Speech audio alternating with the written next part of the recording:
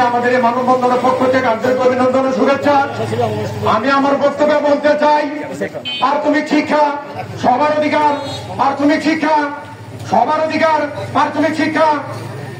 এই শিক্ষার উপলক্ষে 2009 সাল থেকে অদ্যাবধি 2023 সাল পর্যন্ত আমরা প্রাথমিক শিক্ষা সমাপনী পরীক্ষায় এবং বৃত্তি পরীক্ষায় সরাসরি অংশগ্রহণ করিয়াছিলাম এবং কর্তব্যরত হিসাবেও আমরা দায়িত্ব পালন করিয়াছি।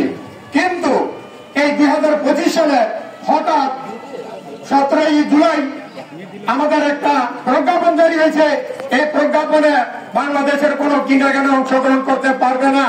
আমি প্রাথমিক শিক্ষা অধিদপ্তরের পরিচালকদেরকে বলতে চাই যে আপনার অনতি বিলম্বে আপনার এই প্রজ্ঞাপন বাতিল করে নতুন প্রজ্ঞাপন জারি করেন। আমরা বৈষম্য চাই না, আমরা সাম্য চাই, আমরা কোটা চাই না, আমরা মেধা চাই।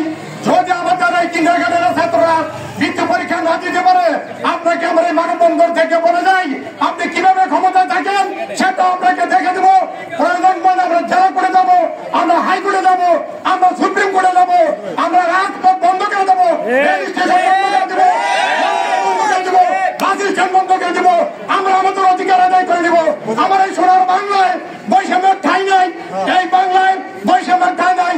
সকলকে আন্তরিক অভিনন্দন এবং ধন্যবাদ জানিয়ে আমি আমার বক্তব্য শেষ করছি। আল্লাহ হাফেজ।